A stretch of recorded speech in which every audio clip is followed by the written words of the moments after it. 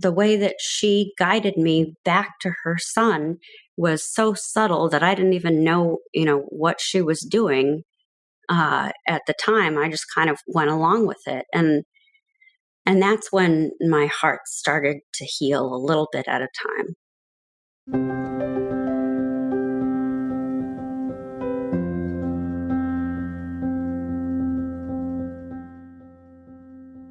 Welcome to Matters of Soul Importance, where we dive deeply into topics of both earthly and eternal consequence. I'm Roxanne Solonin, faith columnist and features writer for the Forum, author, and speaker. In this episode, I ask former porn worker Bree Solstad, whose mother drew you out of the industry? I started following Bree on X several months back, noticing that she had had a profound conversion to Christianity. I should say back to Christianity, since Bree was raised in a Christian home. Nevertheless, there are no guarantees our children will not wander away from the gift of faith, and Bree was no exception. Ultimately, she found herself entangled in a hedonistic, morally depleted lifestyle, but it was a journey that happened gradually, and it took Bree a while to recognize the harm she was inflicting both on others and herself. It is a painful story in many ways, especially from Bree's perspective. Additionally, she has been harshly criticized by many on social media, including and maybe especially other Christians. This really surprised me, drawing me more into Bree's story. I wanted to hear about this journey from her and give her a chance to defend her decision to share her story publicly in an effort to help others either avoid or escape the same worldly traps that had once ensnared her in the business of porn. I also wanted to hear what her new journey is like as a practicing Christian and to hear more about the woman who got hold of Bree's heart in the most surprising way and has remained a dear friend and mentor in her post-conversion days. This discussion will likely be surprising in ways and transforming in others, but I'm convinced Bree has something to say to our world today and that God has bestowed graces on her for a higher purpose of which she is now only partially aware. Let's not belabor it any longer. I introduce you to Bree Solstad, who bears the newly appreciated permanent title of Daughter of the One True God.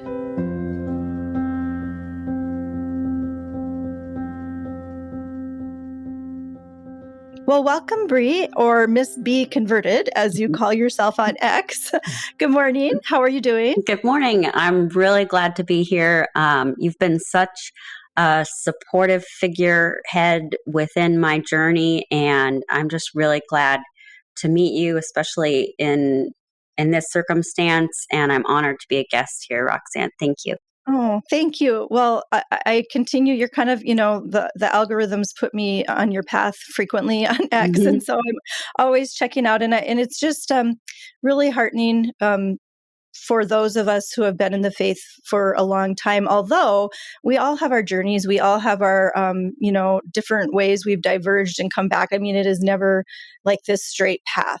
Our lives aren't like that. We're human, and so we all have a continual call to conversion. So stories like yours just hearten us and give us hope and give us a pathway and a reminder of how important our relationship is with God, because sometimes I think we can maybe take it for granted. So Definitely.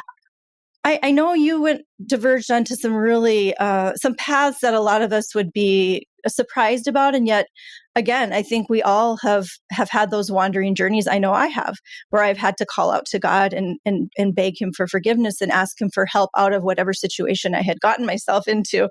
Mm-hmm. So it's not a big shocker, but at the same time, I think some of the listeners will be surprised at where you ended up for a time. And so we're gonna go into that. I guess on X, you, along with other descriptions, you describe yourself in part as a former adult actress and producer. So we do want to kind of go into that at some point, but that's not all there is to your story. So I want to start way back. I like hearing, it's hard to know and really assess the whole story if we don't start from kind of where it started. So Right. I don't even know, I know you're on the East Coast somewhere. I don't know where, but so if you let us know like what state you reside in and then where you grew up too, so we can kind of get a framework for who you are.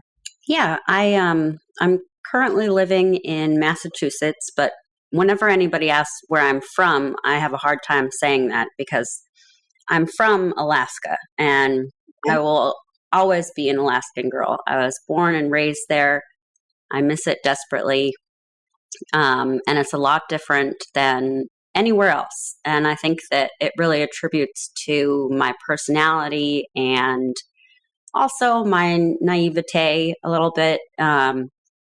But then also like my appreciation for nature. I know that that was really kindled from my youth. And I'm just really grateful to have been where I was and also where I am now. Just a little bit of personal connection there. My aunt, my mom's middle sister, lived in Alaska. Her and her husband were teachers in the tundra for a while. Wow. And yeah, it was a place where there was no running water, if I remember right. We'd always get little gifts at Christmas time from their area. So it was always like a handcrafted something or another. But so I kind of got acquainted that way. I always wanted to go up and visit, but by the time I was able to do that and had the resources, they had moved. They were there though a long time. They even like diverged into another occupation. They both became air traffic controllers. So they started Wow. out as teachers, Uh-huh. but they had like they had husky dogs, and that's how they got around was their sleigh or whatever. So yeah, it's interesting. And then I had a pen pal from Sitka when I was in high school. So anyway, so Alaska has been a place I've never been to, but I've been very aware of it. And how you described it, it really sounds so different than any other place, and yet it's part of the United States. Yeah. So yeah, very cool. That is interesting to know. And then here you are way over in Massachusetts. So I'm sure there's a story there as well. But let's talk about like you're growing up, siblings, and you grew up in a Christian home, right? Yep. Yeah. Share a little bit about the faith life that you knew. I was raised Lutheran. I never had any siblings, so I was raised in a single parent, only child household. And we went to church every Sunday. I was really active in my youth group growing up in high school, junior high. And I went to church camp every Sunday. I loved it. It was a big part of who I was. And I'm still also, not to sound like a broken record, but I'm also, really grateful for that upbringing. And I think that two things are significant to my story. The fact that I was raised Lutheran, a Protestant religion, and then also a single parent, only child household. Right. There's a lot of Lutherans in Fargo where I am, Right. and so that's very prominent. So that's not surprising to hear that. Okay, so obviously, so where did you go from high school then? What was the trajectory from? Did you stay in Alaska? Is that when you came down to the lower 48, or what was your? When I transferred to the lower 48, and look at you using the lingo. I know. People don't know what that is. I attended actually a Lutheran university right outside of Seattle. And oddly enough, though, it didn't have like a huge Christian or even Lutheran vibe to it. It was pretty much just like any other college, I think, except for there were church services available, but I never attended them. And since I've been telling my story, I've gotten a lot of feedback from people, and it seems that this is a fairly familiar story for most. Like you're raised with God, you have a relationship with Him as a youth, and then you go away to college, and everything just kind of falls by the wayside. And that's exactly how it was for me, if not like more extreme than that. Not only did I no longer really nurture this relationship I had with God, but I replaced God with something else. Like I talk about a lot how, all of us are born with a God-sized hole in our heart. Like think about even civilizations that have never heard of Christianity. They still have some sort of God that they worship or idol that they worship or creator story. And in college, I basically filled that hole in my heart with drinking, partying, promiscuity, drugs, reckless behavior. And I think that part of it is because as an only child, raised by a single parent. I was kind of the other adult in the household. I I was very mature for my age throughout growing up, and when I left there, it was like, okay, now I'm free to be a child, and I don't have to worry about these responsibilities of the home and my mother. And I took that and ran with it, and basically everything came crashing down around me eventually. Like my drinking just got out of hand, and I started skipping classes, and just it's one of my greatest regrets is that I didn't take more like greater advantage of that situation that I was given, because I was given a scholarship from my church, and I just wasted it away. Mm.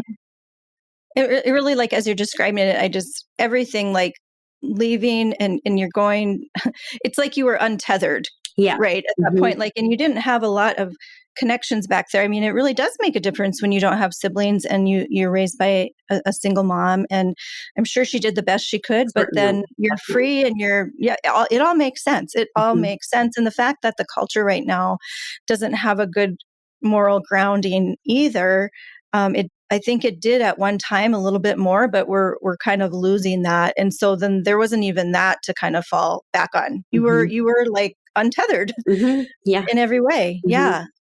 So did you end up staying in college or did you leave, or what was the story with that? No, I ended up dropping out, fully intending to go back at some point, and I never did.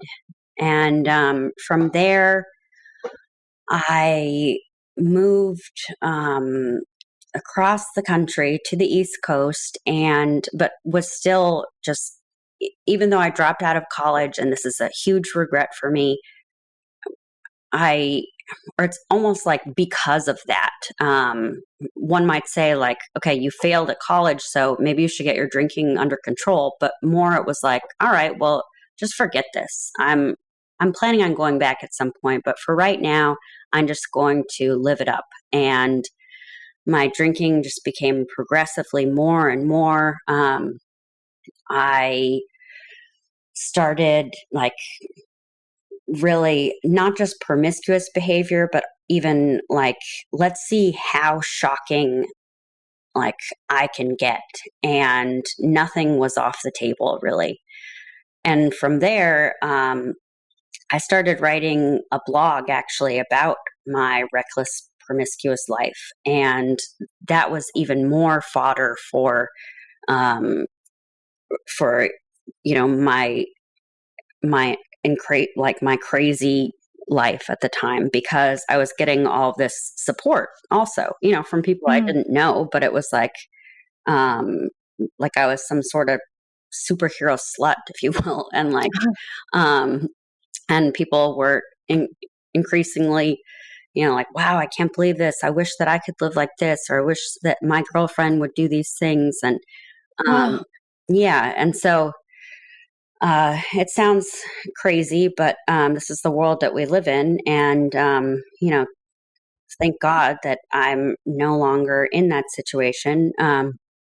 But that was kind of, I guess, the beginning of the end, where I just continually got this positive reinforcement of my behavior. And then the blog actually was what was kind of the door to the pornography industry. The blog that I had written attracted the attention of a pretty prominent sex worker, and she contacted me and essentially recruited me. She explained the type of pornography that she did, and how, she worked from home, she made her own hours, she was her own boss, she was, responsible for making her own content. And it just sounded great. It sounded amazing. And I was just going from dead end job to dead end job. And all these jobs just got kind of in the way of, my drinking and sleeping around. So if I could do this and be, you know one of the one of the main aspects of the type of pornography I did was bratty, like narcissistic behavior. And so even this Mm. woman who recruited me, she said, based on your blog, I think you'd be really good at this. And at the time, I took it as a compliment. And now I look back and like, if somebody said that to me now, I would really have to re-examine my life choices.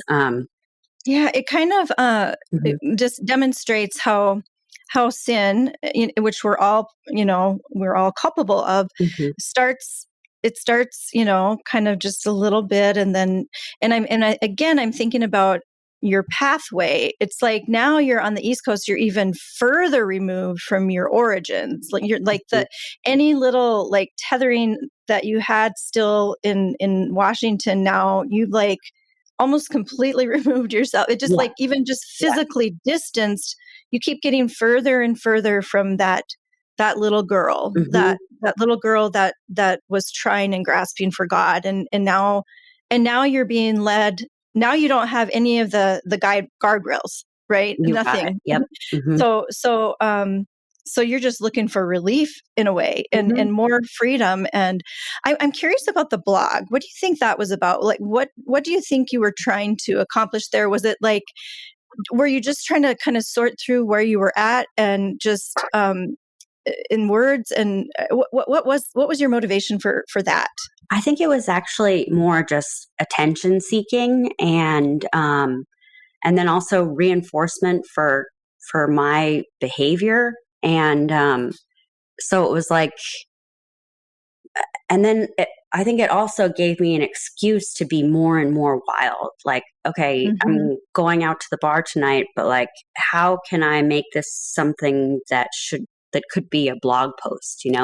Let's see, Uh-huh. what else could I do tonight that makes this night even crazier. And get more people to respond. And I Mhm. think also at the bottom of that, Bree, is we all want to be liked. We all want to be accepted. We want people to, respect us, I Mhm. guess. Yeah, And maybe admire is not the right word, because that's I was not a gonna good say thing. admire. Yeah. Yeah, Mhm. yeah. There is that base of wanting adulation, and especially if you don't have God, Mhm. right? Because when we do, we get that from Him, and we need to keep turning towards Him to fulfill us. But if you don't have that, then you're just stuck in that other world, in the worldly. Mhm. And it's interesting how, like, when we sin, we want others to sin with us, Yeah. and it seems like you were getting that sort of affirmation Yeah, from the validation, world, like, exactly. yeah, yeah. So that happened, and that kind of exposed you to this other world, and it was like, oh, I could have a respectable job, Right, yeah. right? And I could do it from home, and I don't have to be so wild, but I can. So interesting. So tell us a little bit about then what that was like, and were there any moments as you were entering that world where there were little red flags or anything? I think that the only red flags really came from, like, my friends at the time. There were a couple of friends that I told them what I was going to start to do for work, and, you know, a couple of them told me, I really don't wanna see you in that situation, it makes me feel sad for you." Or then another good friend of mine just stopped returning my calls altogether. Mm. Um, but I didn't see them as red flags at the time. The ones who said, I feel bad for you, I just took as like, well, don't. Like, I'm making a butt ton of money. And so there's no reason for you. Like, I got really kind of angry that they would have the audacity to tell me that like they felt bad for me um, when I obviously was becoming a success and quote unquote really happy. Um, I now see what they were saying, um, but no, generally speaking, there weren't any real red flags. And one thing that I like to point out, just because of today's culture and things like, Instagram and OnlyFans is that I wasn't recruited to have sex with men on camera, or like have, or even, get naked on camera. And so Mm-hmm. I'm not saying that I wouldn't have gone there at some point, but it's important to remember what pornography is nowadays, Mm-hmm. and I think that a lot of people have a misconception about that. I like to say, it's no longer your grandmother's porn where you put in a DVD and there's some people like in a studio and there's a director and a producer and you're watching two or more people engage in sex. That's no longer what pornography is. Like, even from OnlyFans, like a photo of my bare feet, would get me, a couple $100 or something like that. Like, Wow. it starts out kind of, and even in my own journey, I started out, fully clothed and just, it was more like today's pornography is more psychological and mental than it is Mm. just you watching something physically. And so I got really good, or even better, I should say, at manipulating people, men in particular. And I I did get, my outfits became more and more suggestive and less clothing. And I think that's really similar for young girls, like even on Instagram, you, you're a young, like 12, 13-year-old girl, and you start posting pictures of yourself on Instagram and you look really cute in like your little summer dress. But then you realize that, hey, if I wear this dress that has like no sleeves and like it's kind of low cut, I'll get even more likes. And maybe it's even subconscious, like everybody wants affirmations and everybody wants attention. And so, um, Yeah, and young women and girls, that's how they get it, right? mhm, If they're yeah, that's kind of the female power. I mean, we're mhm, made to be beautiful and to attract the attention of a man. mhm, That's the base. I mean, God made it that way, but when it gets skewed and we're putting ourselves out there because we feel bad about ourselves or whatever, and we're dressing in a certain way because that's the only power we have. That's really sad, you and know. dangerous. Yeah. Yeah. Mhm, Thank you for enlightening. I was going to ask about that because I do think even don't really know, and I guess haven't wanted to find out too much about what porn is. But at the same time, we have to be informed because it's such a massive issue. What sort of things, other things, can you share that that you were introduced to that maybe we would be surprised about as far as the industry now, and also maybe a little bit about how much money is there without mhm. knowing the whole scope of it, but just how big it is, because Yeah. I think some of us just kind of live in our little world and we don't understand. Yeah. Thank you for asking that. One, you know, fact that is just completely shocking and maybe puts it into perspective is that the average age for a boy when he first sees his first form of pornography is 8 years old now. That's the Mm. latest study. And pornography is really everywhere. You don't think about it so much, but like even in advertisements on the radio, on TV, the pornography of culture, I should say, like sexuality, sexualizing Mhm. anything from like, I don't know, like in a print ad, there's a woman in a bikini and she's at the beach and like it turns out that the advertisement's for like dog food or something. Like, what does this have to do with Mhm. dog food? Mhm. So it's all around us, and especially with social media sites like I I mean, a lot of people know about OnlyFans and places like Pornhub and but even like I like to draw people's attention to even just Instagram, which is really only one baby step up from OnlyFans, where like Instagram, it it really is all about like how many likes that you can get and how much attention you can get. And um, I mean, there are even women now like posting photos of themselves um, uh, in lingerie and uh, and really low cut tight dresses like on Catholic Twitter. I'm like, what is that about? What Mm-hmm. about modesty? What about like Marian influences? Um and it's not something that came easily to me overnight either. This is something like modesty is something that I really had to work through in my conversion.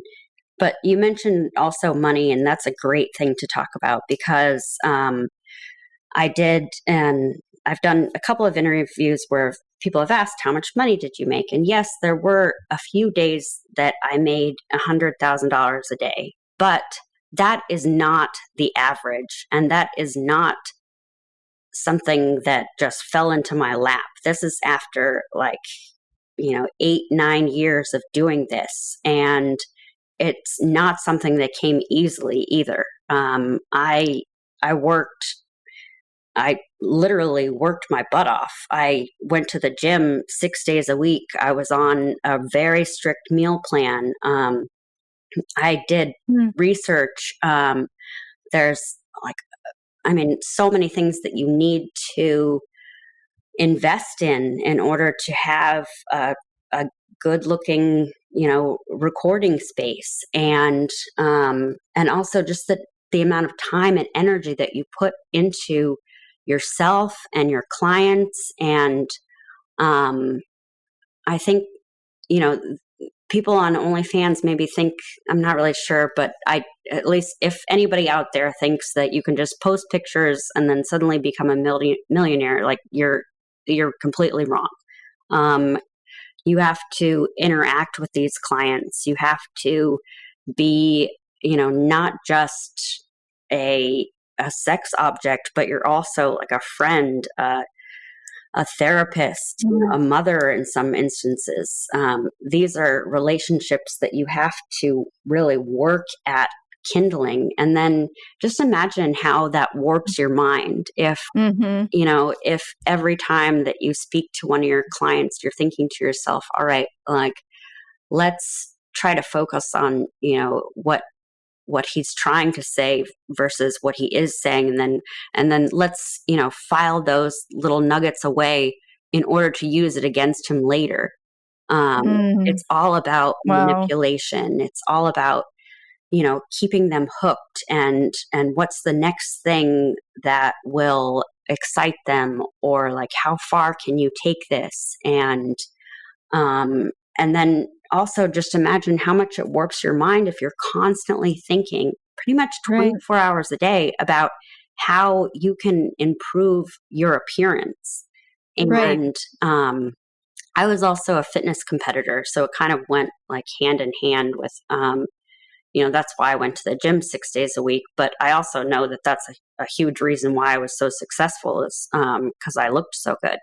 And just imagine the toll that has on you, where, like you spend hundreds of dollars every month on like your nails and your hair and your facial treatments. And like eventually your whole world becomes all about you.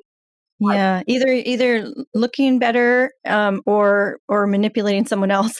Yeah. That doesn't Hmm. sound like the best job for a fulfilling life, Yeah, a long exactly. term. And did you during that time ever think, someday I'm going to get old and this is going to not be as lucrative? Or did you ever look Definitely. into the future? Yeah, Yeah. yeah. I mean, And that's always hovering over us, all of us. Like yeah. we're all going to get old and be limited. Um, Yeah, and that shouldn't necessarily impede your job, or like how you make right. money. Of course it does with some careers. And Hmm. for me, it was just kind of like, yeah, I would think about this, but and I would worry about it, and then I just push it out of my head. Like, all right, I don't want to think about that today. Let's think about it some other day. Hmm. Hmm. Well, thank you for enlightening us on that. And now I do want to kind of go into more how you got out and also your conversion back to God, because I'm excited to hear Yeah. about that. But tell me first, like what were the steps? Like what moment like woke you up and made you realize, no, I don't want this, because you were going to have to let go of that whole world that you'd built up, all the adulation, admiration, and the money Yeah. also. What pulled you away? What was the beginning? Well, um, first of all, like you have to remember, like it's easy to get sucked away and sucked into this fake life. And you mentioned, like, when did I realize that I'd have to give up all of this attention? It was always clear to me that it's not real. Like, these people don't really admire you.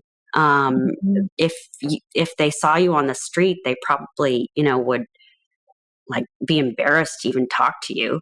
And so that sort of thing is something that's always it was always in the back of my mind of like, okay, let's try not to get too sucked into this admiration and glory that I receive, because it's not really real. It's based on just superficial stuff. Um, and that's something that I've never really talked about before. And I'm just kind of realizing that uh, I was lying to myself also, that when I thought that, my clients really cared about me and really, really looked up to me. And no, they probably didn't, in all actuality. But it was a Mhm. slow process, and there was never really one particular thing that led me out of the porn industry. And it began about 3 years ago. Um, Something happened in my life that I consider to be the greatest tragedy that I'll ever experience, God willing. And even though I didn't really have a huge, like, super close, super tight relationship with God, I still believed in Him, and I still prayed every now and then, those kind of superficial prayers where it's just I really only prayed when I needed something or wanted something. And this night was um, the the greatest example of that. Something happened, and it was a horrific tragedy. And I remember just falling down on my knees and physically praying as hard as I've ever prayed. Like, I still remember my knuckles being white from how hard I was squeezing my fingers together. And I just said, please, please, God, don't let this happen. Please don't let it happen. Take it away, please. And He didn't. He let it happen. And then later that night, I thought to myself, well, I just have to kill myself. That's the only way that I could go on. As humorous, I guess, that's as that sounds. Mhm. I couldn't go on anymore, and so I Yeah. decided that I needed. The next day, I was going to wake up, and I just had to end my life. That's the only way that I would be okay, and I didn't. But I was so mad at God, and I thought that for sure, He definitely turned His back on me. That's the way that I saw the situation. I begged and I pleaded, and He let this thing happen anyway, even though I begged so hard not to let it happen. And so I thought, you know what? If you're going to turn your back on me, then I'm going to turn my back on you. And the little relationship that we did have, I tried to completely expunge it. And I realized later that that's even as far removed as I was at the time, it was still difficult for me to totally do that, um, because every time I thought about God, I just started crying hysterically. And so it was, Mhm. it, I didn't accomplish what I really set out to do, which was, kind of pull a Dracula where, something bad happens and you're like, all right. And he pierces the crucifix, and that's how he becomes a vampire. Like, that was kind of my I'm whole, going dark, yeah. right? I'm gonna go dark. That's interesting though, that when you thought of God, you got emotional and cried. What do you think Mhm. that was? What? I think it was just because I didn't have anyone else to blame, but I also didn't, I felt like I didn't have anybody else to turn to. And so it was like, every time I thought of Mm, praying or like even connecting with God in some way, I just felt so wronged, so hurt by him because, I mean, you hear all these stories in the Bible of like amazing miracles that happen. Like, why couldn't I be one of those stories, you know? And, and I realized that, it was kind of like my, under the fig tree moment where, uh, I thought he had turned his back on me. And really, this was the catalyst to finding the Catholic Church. And I'm not going to pretend to be some sort of heroic martyr where, like I thank God for putting this tragedy in my life. No, I'm not there yet. I mhm, still wish that he had chosen some other way, but it was because of this tragedy that ultimately led me to the Catholic Church, and that was, it took about, like I said, about 3 years. So I went through, like I started going to a therapist, and that kind of helped a little bit, but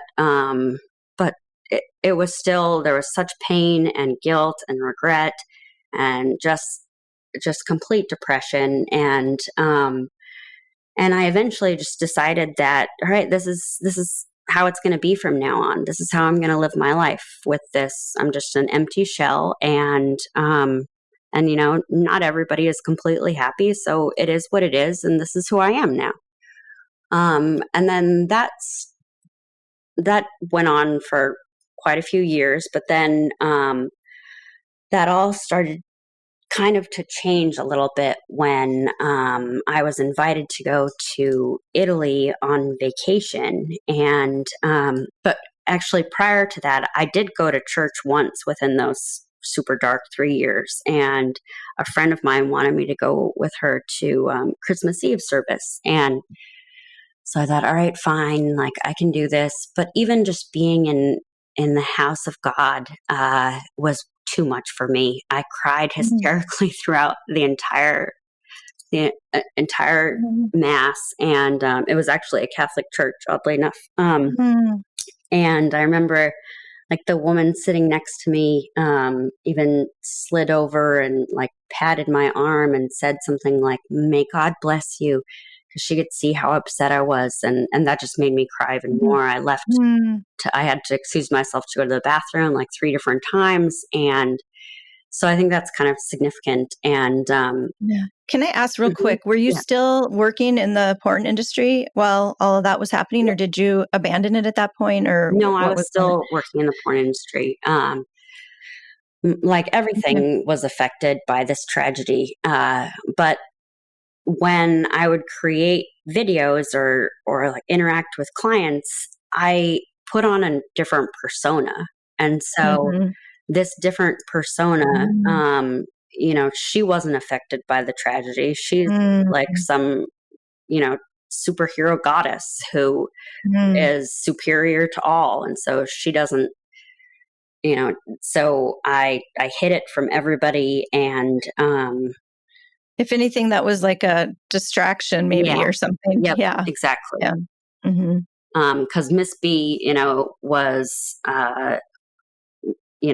just like I said, this larger than life persona, and so it was easy for me to be her and not be hurt by anything. mhm, mhm. So then you go to Italy, Hmm. and what happens in Italy? Was it part of your was it just a friend or someone in the industry that invited you there? No, just a friend. Okay. Okay. And um,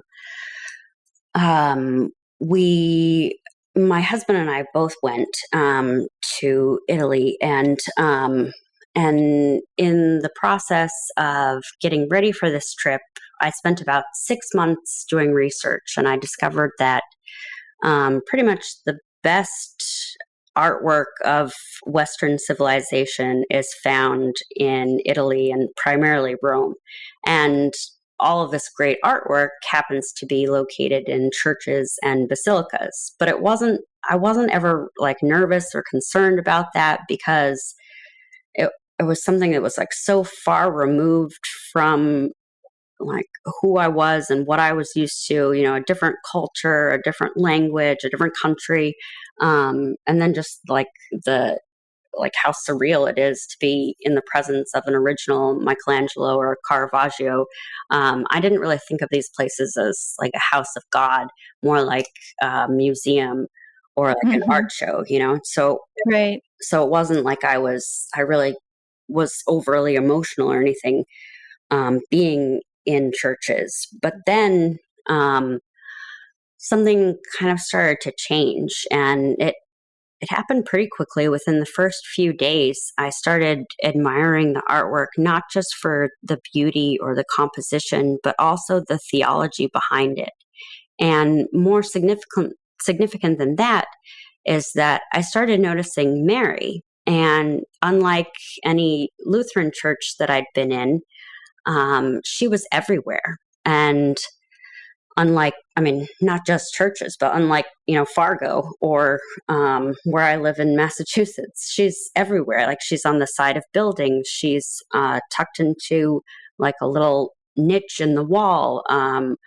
One of the cafes that we frequented, the barista there had her on a bracelet. She's all over. And I started thinking, is this woman stalking me? What is going on here? I think she is the most depicted woman in the world, I think. I thought I read that. Yeah. I could see that. Yeah. And so not only am I thinking that she's stalking me because she's everywhere that I look, but also I'm starting to think to myself, well, what is her deal? And maybe I could talk to her. And it became kind of like almost like a Where's Waldo game. Whenever we would go into a church, we would first admire the artwork that we were there to see, and then where's Mary? Because she's always there, but she's not usually on display like right in the center of the church necessarily. She's usually like, at least in Italy, she's often like in a side alcove or like a different smaller chapel or something like that. And so I would go and I'd seek her out, and I started talking to her. And initially it was just kind of like introducing myself, but then I started talking to her about my tragedy because I wasn't ready to talk to God. I was still so mad at him, but I could talk to Mary because she was a human. She was a mother, and she went through, the greatest tragedy that any of us could ever imagine. And she went through it with grace and dignity and beauty and mercy and just resolve. She accepted it. These things pierced her heart, and yet she was okay with it. And I thought, I wonder if I could ever be okay with what happened to me. And maybe she could help me to learn how to do that. And so that truly helped a lot. Throughout that trip, I started to heal, and I didn't even realize it. The way that she guided me back to her son was so subtle that I didn't even know, what she was doing at the time. I just kind of went along with it, and that's when my heart started to heal a little bit at a time.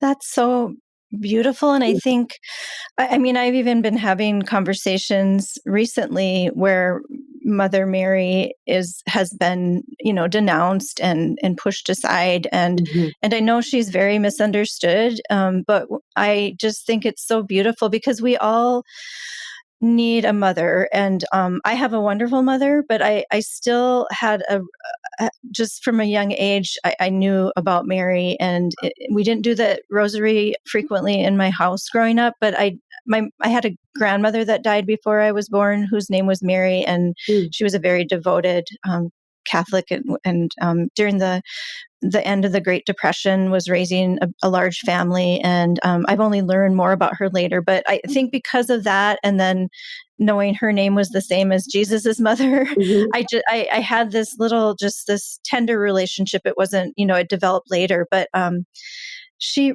really is the way to her son, and you didn't have any pretenses about that. Hmm. So Yeah.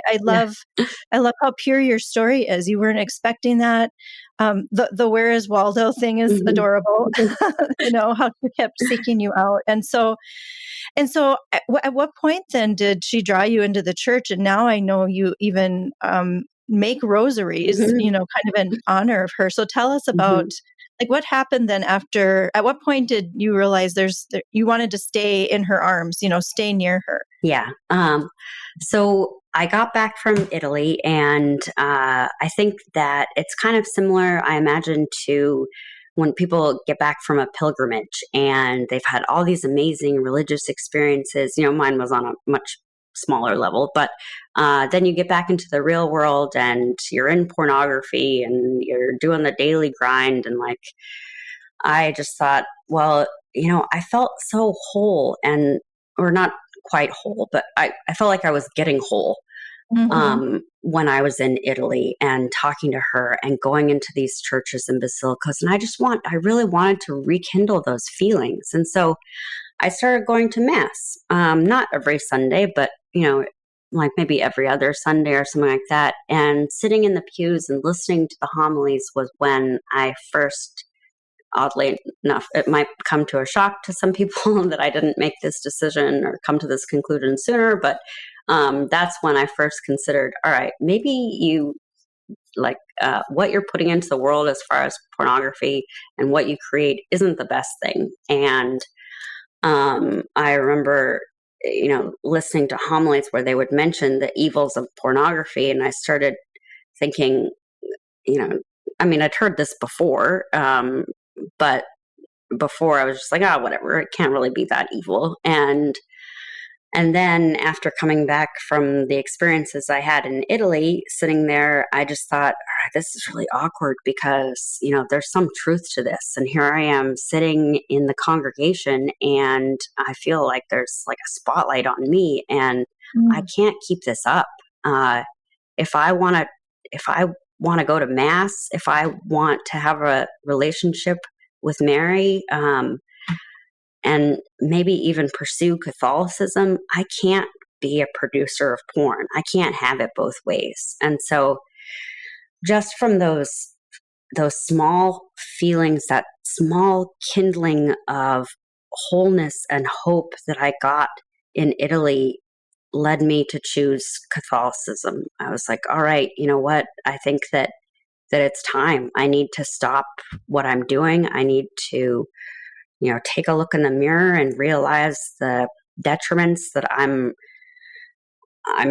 contributing to society and the way that I'm really contributing to the detriment of these particular men that I interact with. And I think that I want to become Catholic. I think I want to quit porn and become Catholic, but I wasn't quite ready to dive in with both feet. I wanted to hear it from, some sort of authority figure. So I made an appointment with, and I went and talked to a priest. And my intention was to hear about RCIA, to hear about, like, I don't know, I guess I kind of thought that it was almost going to be like all right, dude, convince me, tell me what Mhm. you got.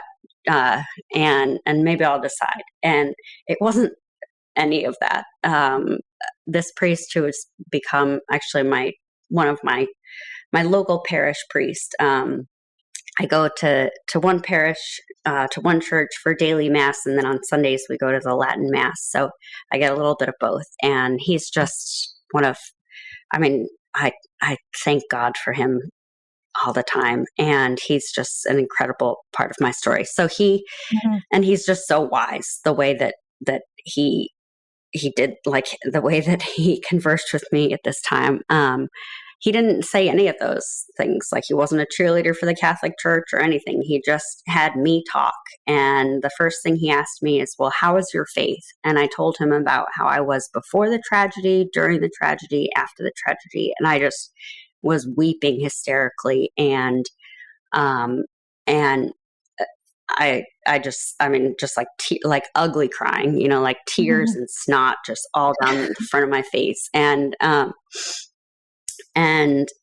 he told me a lot of really amazing things, but the two things that really stuck with me and will forever stick with me is he told me, God loves you and he doesn't want you to be unhappy.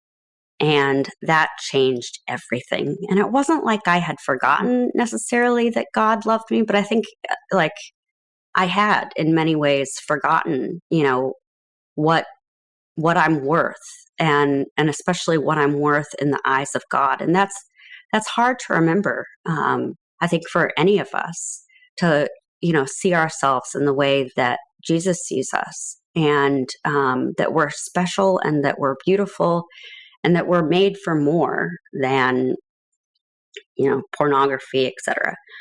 Whatever the world offers. Yeah. Right. We're made for Yeah. more. Yeah. And I left his office, and that's when I thought to myself, you know, maybe I could be whole again. And maybe my life wouldn't have to be defined by this tragedy, and as well as, you know, all of the other detrimental things within my life and all the other sins that I'm fully like committing and gung ho about on a daily basis. And it just so happened that RCIA was starting, you know, 2 weeks after I met with him. And after that meeting, I felt like I was walking on air, that I'd forgotten something completely fundamental to my existence. And that, you know, it's not just about me, and it's not just about this world.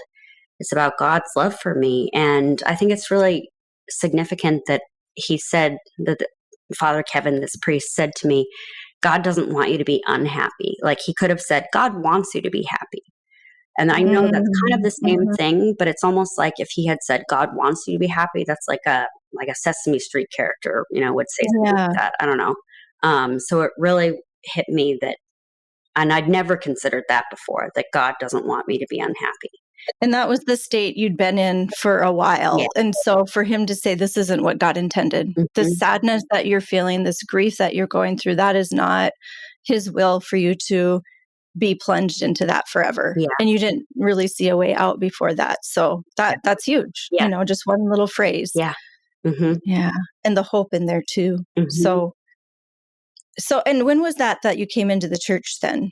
So I started RCIA last fall, and then I came into the church. I was confirmed at the Easter Vigil of this spring.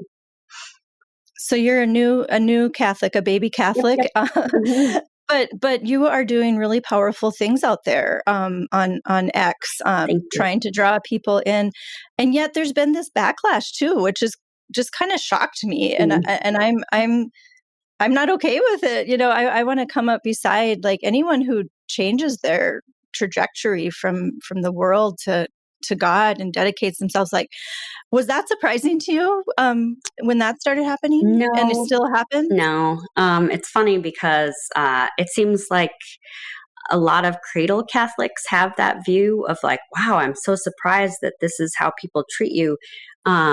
But for me, I've been treated like that off and on for like 10 years now. You know, there's always been people in my timeline on social media or whatever who are, you know, trying to offend me or trying to talk down to me. And I guess it just doesn't surprise me that even, you know, Christians aren't exempt to that. And I think it's even, well, it makes a lot more sense to me actually than non-Christians saying that, because I think a lot of times, like maybe in particular, like Protestants, who, you know, they don't go to confession. They think that, you know, once saved, always saved. And so therefore there's no real accountability. And I think that Catholicism is really,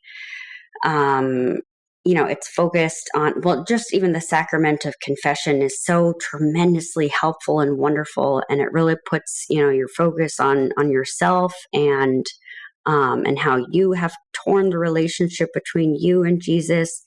Um, Whereas Protestant and particularly Lutherans believe that, you could sin 200 times a day and everything's fine as long as you accept Jesus Christ into your heart. And you can't have it both ways. Like, if you accept Jesus in your heart, like, why are you sinning and like 200 times a day, and so I think that on Twitter a lot of times, or on X a lot of times, people see me and maybe they're hurt by the way that I've changed, and they can't imagine that change for themselves, or you know maybe they feel like they are some sort of authority figure. And that's another thing that I learned in RCIA, is that nobody has the power to tell another person that they're going to hell, or Mm-hmm. um that's for God to decide. Yeah. And um and I don't know that everybody's gotten that memo. like um Yeah. and so, in a way, I guess maybe it's kind of sad, my philosophy of human nature, especially on social media. But yeah, it doesn't surprise me. Mm-hmm. Yeah, it stirs things up for sure. You are a beacon of light, and you stir things up within people, and they probably don't even really know what that's all about. But Yeah. I just had coffee with a non-Catholic friend recently who and she's Lutheran, and she really admires Mary and Mm-hmm. watches EWTN, and just is kind of sad at how Mary's been kind of tucked away in a corner. Yeah. So, I just want to say right now, like, I know there's a lot of misunderstandings about Mary, and there's a lot of certain things that are held up as what people think we believe, that we worship statues, things like that, whatever. Mm-hmm. Maybe for another conversation, but I just want to put it out there that Mary, when Jesus was dying, one of his last words was, he was giving Mary to John. Behold your Ma- mother. Yeah. Behold your mother, and that was for all of us. And I've heard that now, but that's something that I discovered on my own at one point, as I was trying to share the faith with others and explain it. And so she's all of our mother. And so I just want to encourage you, if you're not Catholic, go to Mary. You don't have to have, I don't know. Mm-hmm. She's such a beautiful mother, and she leads us to Christ. And if you're having a hard time, just like you did with God, she can be a way to him, and she is, and she will. so, Mm-hmm. For sure. so yeah. Especially Lutherans out there, just Google like what Martin Luther said about Mary. He loved her just as much as Catholics do, and I don't know how that gets dumbed down, or Yeah. like. I think she's become she's a symbol of Catholicism in a way, Mm-hmm. and so therefore it's better to push away from her. This is my thought. I don't know, than to identify as and Mm-hmm. connect with the Catholicism, Mm-hmm. But really, she's not. She's the Christian mother of all, Mm-hmm. and so that's so beautiful. Um, so now now we've revealed the mystery woman behind your conversion. she's Mary, and she's still just as alive as we are. We don't die. When we die, it's just our earthly death. We are alive. She is alive. She's in heaven with her son. Mary is the queen of heaven. The queen is the mother of the king, right? That's what Mm-hmm. the understand. We understand that, and so anyway, And she's a what would great you say? intercessor. Yeah, Intercessor. yeah, yeah. And then of course there's the argument that only Jesus is the mediator, and we agree.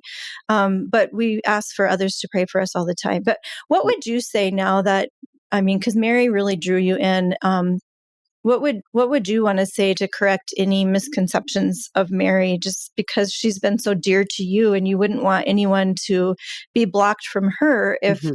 if that was also their pathway into a deeper faith? What would you say to encourage that? Right. I would say that she is always there. She's always available for you. She is truly our everybody's mother. She's nurturing, she's supportive. And if you have a hard time talking to God, maybe consider talking to her. And then also consider, you know, something I was talking with my mom about actually, is, she does intercede on our behalf. And just look at the wedding at Cana. She asked Jesus, "Can you please turn this water into wine so that my friends won't be completely humiliated?" And he said, "It's not my time yet." you know um Meaning that he didn't want to perform this miracle publicly, because then that would start the ball rolling, which ultimately leads to his crucifixion. Mm-hmm. And she just said, "Please." And so if you think about that, God, Jesus, he essentially said no. And then she asked again, "Please." And he agreed, and he did it. So it's not that, um, that Jesus isn't, um, an awesome, powerful source, but sometimes, he needs advice, just like a king, at the right hand of the king is the mother of the king. And she is the queen. And the reason she's seated at his right hand is because she advises him. And I know that, this is probably not like popular opinion, but I'm going to say it. Like, what's wrong with worshiping her? Worship in the way of just admiration, of devotion, of love, of gratitude. She is the mother of Christ. Like, she deserves some amount of credit. And, and so um, I don't see why that's so threatening, or because it's, Jesus isn't threatened by her or by me talking to her. He's totally cool with that. In fact, that was his whole plan. Like, he knew how Mm-hmm. mad I was, and so he sent her, to intercede and to help me, lead me to ultimately to the church, and ultimately to a better life where Right. I'm no longer ripped away from him. And so I don't. And to explain that there are different levels of worship, and that's one of the things I think people don't understand. It's Right, not that we're worshiping her as God. right, right. It is truly venerating, which is Yes. different. But who do we, at the Mass, there's a representation of the sacrifice of Jesus Christ, and that's not Mary. Mhm. So Yeah. he is the central part of our faith, but Mhm. certainly we have all the saints, and Mary is prime there as his mother.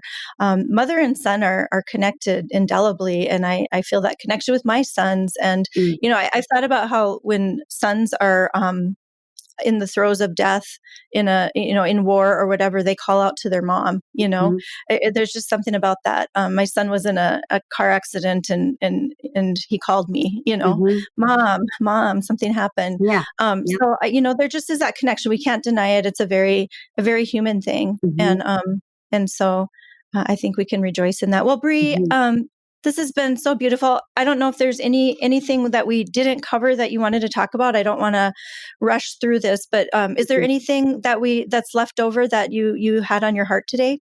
Well, particularly, I guess I just wanted to say that, you know, in my situation, I thought that I, I made the choice to turn my back on God. But that I think that, I know just from my interactions with people, that a lot of people feel like God has deserted him or her, them, and I just want to remind everyone that what that priest, what Father Kevin said to me, isn't just for me, and it's not singularly, uh, just for my situation. It can be applied to all of us. None of us are too far gone to remember that God loves us. None of us have sinned so greatly that we are no longer worthy of God's love.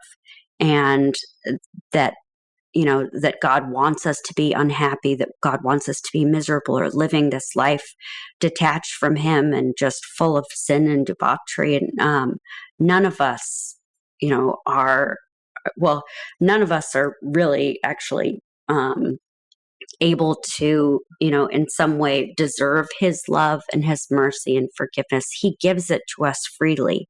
And it's not something that we can hope to achieve. It's something that all you need to do is choose it. All you need to do is say, yes, please love me. Yes, please help me not to be so unhappy anymore. Mm. Well, you bring a lot of hope to, I'm sure, a lot of people today. And it's just a good reminder for all of us to continue to keep looking to him. He will never abandon us. It's we who abandon him. And I'm so glad that you found him. It was a roundabout way. You had to leave the country and go to Italy. But you know what? You were led back to him. And that is so beautiful, Bree. So thank you so much for your time. And I'm going to keep watching you on X and keep praying for you. And I ask for your prayers as well for me. Certainly. You got it, Roxanne.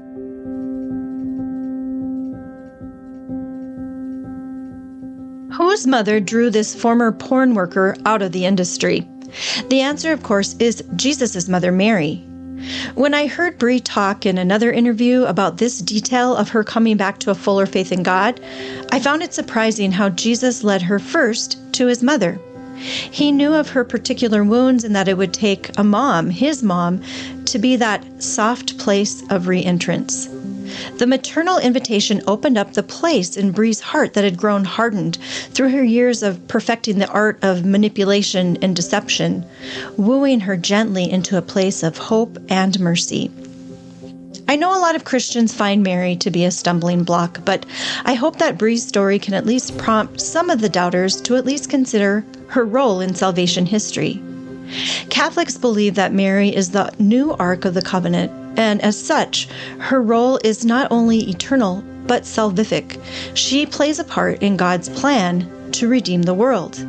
Maybe, just maybe, she's worth a second glance. In the show notes, I've posted a video that talks about a book, Jesus and the Jewish Roots of Mary. It might be helpful in understanding this element of our Blessed Mother. But back to Bree. No matter your religious background, I hope you can rejoice with me that Bree has been yanked from the arms of the evil one and an industry that he leads, which has been responsible for the destruction of so many souls. He tried with her, but he lost. Even as Bree fled from her beginnings, God did not leave her and followed along with her through all the poor decisions and delusions that presented themselves, seeing her goodness and giving her chances to turn back to him. Praise be to God. In our next episode, we will explore this provocative question. Is the church's stance on birth control out of touch? Until then, don't lose sight of the light.